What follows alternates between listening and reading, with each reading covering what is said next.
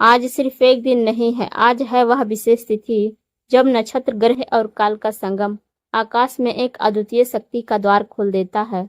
शास्त्र कहते हैं जब यह तिथि और नक्षत्र एक साथ आते हैं तो ब्रह्मांड की अदृश्य लहरें सीधे साधक के भाग्य को छूने लगती हैं। और इस बार यह संयोग साधारण नहीं बल्कि दुर्लभ है। इतना दुर्लभ कि अगली बार यह देखने के लिए आपको वर्षों इंतजार करना पड़ सकता है। गुरुजी कहते हैं जो इस क्षण को पहचान ले और साधना में बदल दे, उसके जीवन से दुर्भाग्य मिटकर समृद्धि अपने आप आने लगती है। तो तैयार हो जाइए, क्योंकि आगे कुछ ही पलों में हम उस रहस्य में प्रवेश करने वाले हैं जो धन, अवसर और आशीर्वाद को आपकी ओर खींच लाएगा और जिसकी शक्ति आपके जीवन का नक्शा बदल देगी। क्या आप जानते हैं कि कुछ तिथियां, कुछ नक्षत्र ब्रह्मांड में ऐसे अदृश्य द्वार खोलते हैं जो सीधे आपके भाग्य की दिशा बदल सकते हैं। आज 12 अगस्त का यह दिन कोई साधारण दिन नहीं, क्योंकि यह वह क्षण है जब आकाशीय ऊर्जा, ग्रहों का संतुलन और प्राचीन ऋषियों द्वारा लिखित पवित्र ग्रंथ एक ही रेखा पर आ खड़े होते हैं। गुरुजी कहते हैं समय से बड़ा कोई मंत्र नहीं और सही समय पर किया गया सही उपाय भाग्य का ताला खोल सकता है। आज वही समय है, वही क्षण है जब आप अपने घर की दहलीज से लेकर अपनी आत्मा तक हर कोने से दुर्भाग्य, गरीबी, नकारात्मकता को खदेड़ सकते हैं। शिव महापुराण में वर्णन है जब तृतीय तिथि और मंगल का दिन संयोग बनाता है तो यह शिव के गणों को प्रसन्न करने का अवसर होता है। आज ठीक वैसा ही अद्भुत संयोग है।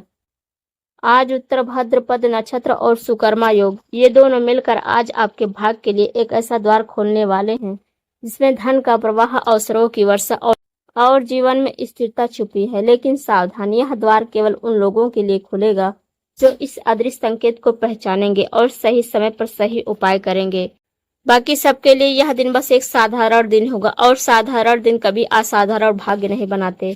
गुरुजी कहते हैं धन की कमी कोई अभिशाप नहीं, लेकिन उसे पाने की कला ना जानना सबसे बड़ा दुर्भाग्य है। आज हम आपको उस कला का रहस्य बताने वाले हैं जो पीढ़ियों से गुरु से शिष्य तक पहुंचता गया।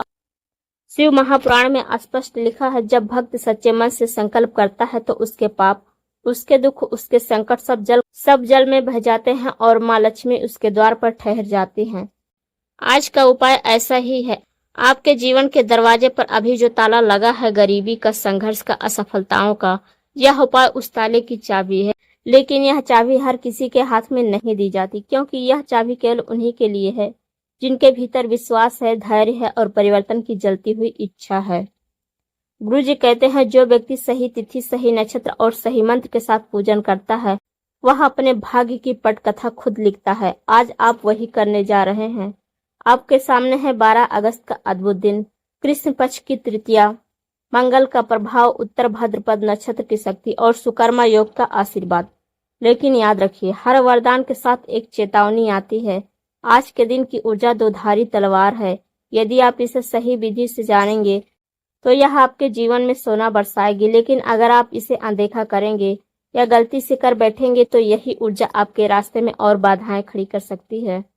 शिव महापुराण की एक कथा है। एक व्यापारी जो जीवन भर संघर्ष करता रहा, कर्ज में डूबा रहा, घर में कलह और स्वास्थ्य में गिरावट, वह गुरुजी के पास आया और बोला, गुरुजी मैं सब कुछ खो चुका हूँ। गुरुजी मुस्कुराए और बोले, तुमने अभी तक सही समय पर सही उपाय नहीं किया। उन्होंने व्यापारी को यही दिन, यही समय और यही उपाय बताया।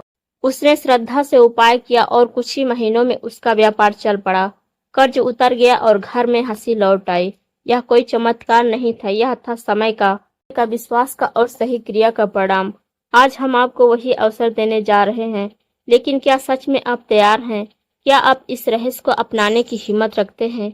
क्योंकि यह केवल पूजा नहीं, यह एक आध्यात्मिक सौदा है। जब आप शिव से, ब्रह्मांड से और अपने भाग्य से एक वादा करने जा रहे हैं, मैं अपनी ऊर्जा को, अपने कर्म को और अपने विश्वास को सही दिशा में लगाने के लिए तैयार हूँ।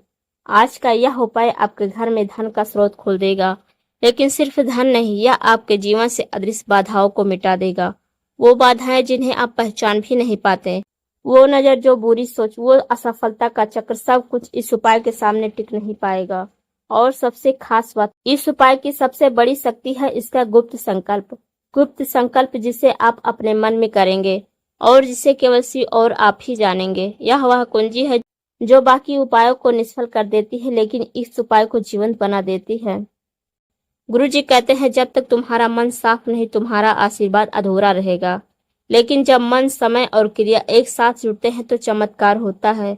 आज वही दिन है जब यह तीनों एक साथ आ रहे हैं, तो तैयार हो जाइए, क्योंकि आगे हम आपको बताएंगे इस उपाय के चमत्कारिक लाभ, वो लाभ जो आपके जीवन में आने वाले हैं, और साथ ही वो चेतावनियां जिन्हें अनदेखा करना आपके लिए भारी पड़ सकता है।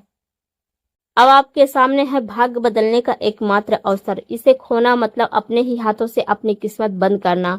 अब जब आपने इस अद्भुत संयोग की गहराई को समझ लिया है, तो अब समय है यह जानने का कि इस उपाय के फल कितने असाधारण हैं। ये लाभ सिर्फ शब्द नहीं, बल्कि उन लोगों की वास्तविक कहानियां हैं जिन्होंने इस उपाय को श्रद्धा से अपनाया और अपने जीवन को बदला। धन का निरंतर प्रवाह। गुरु जी कहते हैं धन पानी की तरह है, यदि उसका स्रोत खुल जाए तो वह अपने आप रास्ता बना लेता है।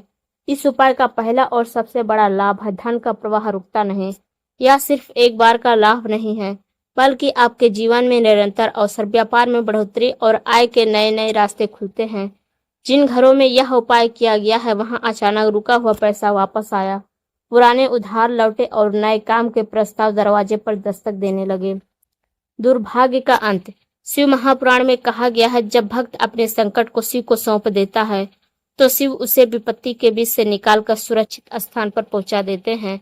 इस उपाय की ऊर्जा आपके जीवन से वो अदृश्य जाल हटा देती है जो आपको बार बार असफलताओं में फंसा देता है। कभी कभी हम सोचते हैं कि मेहनत तो बहुत कर रहे हैं, लेकिन सफलता क्यों नहीं मिल रही। असल में यह अदृश्य दुर्भाग्य, पितृदोष, ग्रह बाधा या नजर दोष का असर होता है।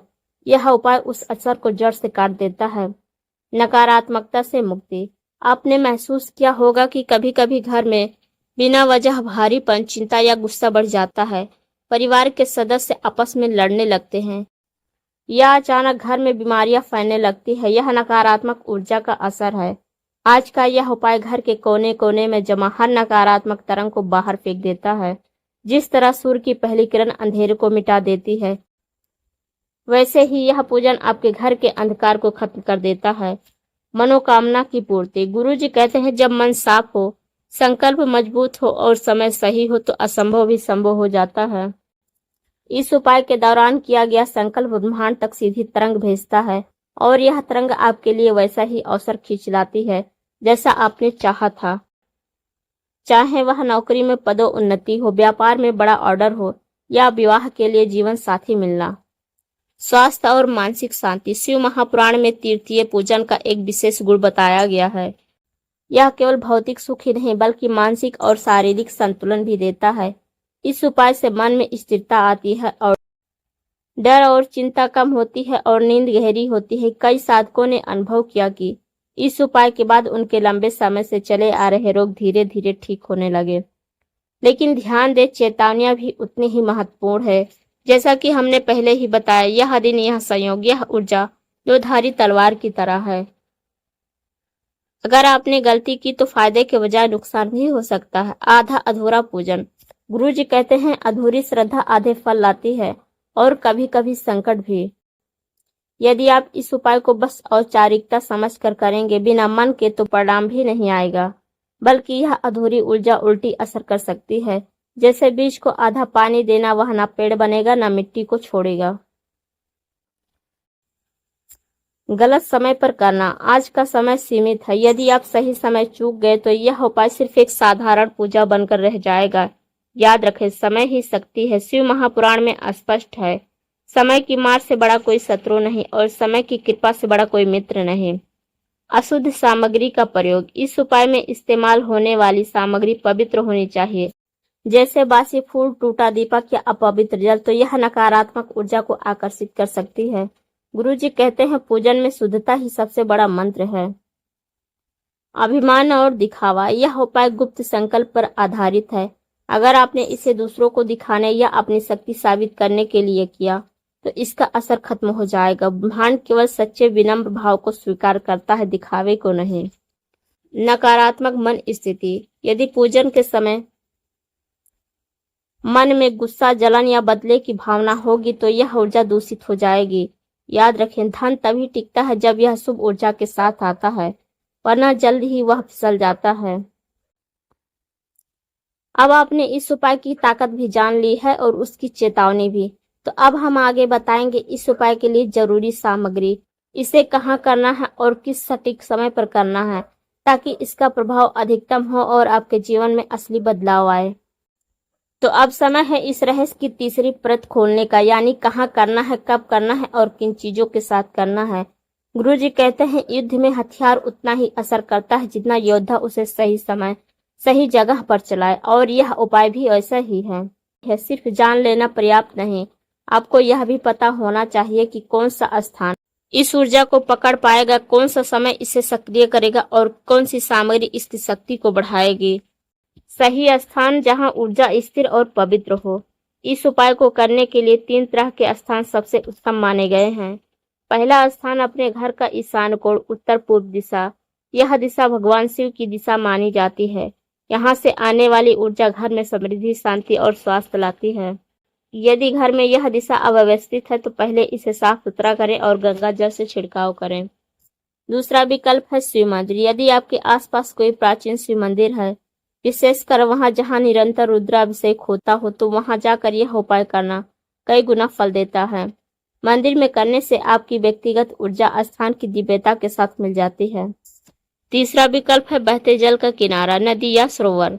यह स्थान विशेष रूप से नकारात्मकता को बहा देने के लिए उत्तम है। शिव महापुराण में उल्लेख है, बहते जल में अर्पण किया गया संकल्प सीधे देवताओं तक पहुंचता है। गुरुजी कहते हैं जहां भी करो स्थान को पहले पवित्र करो, क्योंकि अशुद्ध भूमि पर बीज उगता नहीं। इस दिन उपाय करने के लिए 3 मुख्य समय है। मुख्य पूजन समय अभिजीत मुहूर्त 12:06 से लेकर 12:57 तक। यह समय ब्रह्मांडीय ऊर्जा के चरम पर होता है। इसमें किया गया कोई भी संकल्प जल्दी फल देता है। गुरुजी कहते हैं अभिजीत मुहूर्त में एक मंत्र 100 मंत्रों के बराबर फल देता है। दूसरा समय है ब्रह्म मुहूर्त, सुबह 4:30 से लेकर 5:18 तक। यदि आप मानसिक और आध्यात्मिक शक्ति बढ़ाना चाहते हैं तो संकल्प इसी समय लें। यह समय आपके मन को पूर्ण रूप से शांत और ग्रहणशील करता है। तीसरा विकल्प है अमृत काल, 5:59 से लेकर 7:29 तक। इस समय नकारात्मक तरंगों को समाप्त करने के लिए दीप प्रज्वलित करें और मंत्र जाप करें। सूर्यास्त के समय यह ऊर्जा बाधाओं को जलाने में सबसे तेज होती है। आवश्यक सामग्री शक्ति को जलाने वाले तत्व। गुरुजी कहते हैं हर पूजन में हर वस्तु एक प्रतीक है। वह सिर्फ चीज नहीं बल्कि एक ऊर्जा है जो आपके संकल्प को आकार देती है। मुख्य सामग्री सूची। तांबे का कलश, जल से भरा हुआ, ऊपर आम या बेलपत्र की पत्तियां रखें। गंगा जल, स्थान को पवित्र करने और कलश में मिलाने के लिए। सफेद चंदन, शिवलिंग पर अर्पण और तिलक के लिए। बेलपत्र 3 पत्तियों वाले, प्रत्येक पर लाल चंदन से ओम लिखें। अखंड दीपक शुद्ध घी का पूरे उपाय के दौरान जलना चाहिए। काले तिल, नकारात्मकता दूर करने के लिए विशेष महत्व। चावल अक्षत, बिना टूटे शुभ कार्य के लिए। लाल कपड़ा, कलश और पूजन स्थान को सजाने के लिए। शिव मंत्र लिखी हुई ताम्रपत्री, जिसे अंत में जल प्रवाह में विसर्जित किया जाएगा। ताजा दूध और शहद, रुद्राभिषेक के लिए। धूप और कपूर, वातावरण शुद्ध करने के लिए। एक छोटी सी चांदी की डिबिया में मिश्री प्रसाद के रूप में। गुप्त संकल्प के लिए विशेष वस्तु, एक सफेद फूल जिस पर आप अपनी मनोकामना मन ही मन में बोलेंगे और उसे अंत में शिवलिंग पर अर्पित करेंगे। यह फूल आपके संकल्प का वाहक बनेगा। पूजन स्थान की सफाई। उपाय शुरू करने से पहले एक दिन पहले स्थान को पूरी तरह साफ करें। वस्त्र चयन, सफेद या हल्के पीले रंग के वस्त्र पहने, क्योंकि ये रंग शांति और सकारात्मक ऊर्जा को आकर्षित करते हैं।